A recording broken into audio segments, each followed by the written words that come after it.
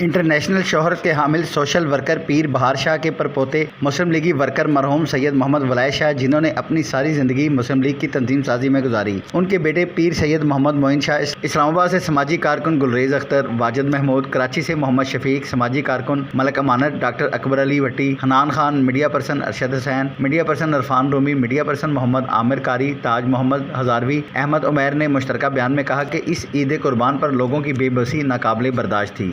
गरीब के बच्चों को गोश्त तो दूर की बात दाल भी नसीब ना हुई। ये ईद इस कदर सफ़ेद पोश लोगों गरीबों के लिए अजियतनाक थी कि इन पर ऐसे जख्म छोड़ गई जिसके जख्मों का मरहम कोई ना बन सका। सदियों से सफ़ेद पोश और गरीब की गरीबी और बेबसी का कोई इलाज दरियाफ्त ना हो सका। ये वो दौरे हुकूमत है जिसमें गरीब की इज्जत गैरत सरे बाजार सरे राह नीलाम होकर रह गई है। लोग आटे की लाइनों में लगकर अपनी इज्जत नीलाम आम अपनी आंखों से देख रहे हैं। हुकूमत अपनी कुर्सी बचाने के दर पे है, बस अवाम की नजरें अपनी मुसल्लह अफवाज पर हैं। जिन लोगों ने मुसल्लह अफवाज और लोगों में नफरतें पैदा की हैं वो कौन लोग हैं? अवाम का एक ही मुतालबा है कि मुसल्लह अफवाज डंडे के जोर पर या किसी तरह भी शफाफ इलेक्शन करवाए। गरीबी ने दोस्त रिश्ते नाते सब निगल लिए हैं। सबको मिलकर गरीबी और गरीबों सफ़ेद पोशों की इज्जतों का जनाजा निकालने वालों का एहतसाब करना होगा। मुसल्लह अफवाज से पाकिस्तानी अवाम को बहुत सी तवक्कात हैं। अवाम आज भी उम्मीद लगाए हुए है कि फौज ही इन लोगों का एहतसाब करेगी जिन्होंने आटे की लाइनों में लगवा कर लोगों की इज्जतों का नीलाम आम किया। मौजूदा दौर में गरीब गुर्बत की सतह से भी नीचे आन गिरा है। इस पर पूरी कौम को भी सोचना होगा, वरना आने वाला वक्त और रोज़े हशर के दिन जहां कभी ना खत्म होने वाली जिंदगी शुरू होगी, जहां सिर्फ और सिर्फ सवाल होंगे और ना रुकने वाली सजा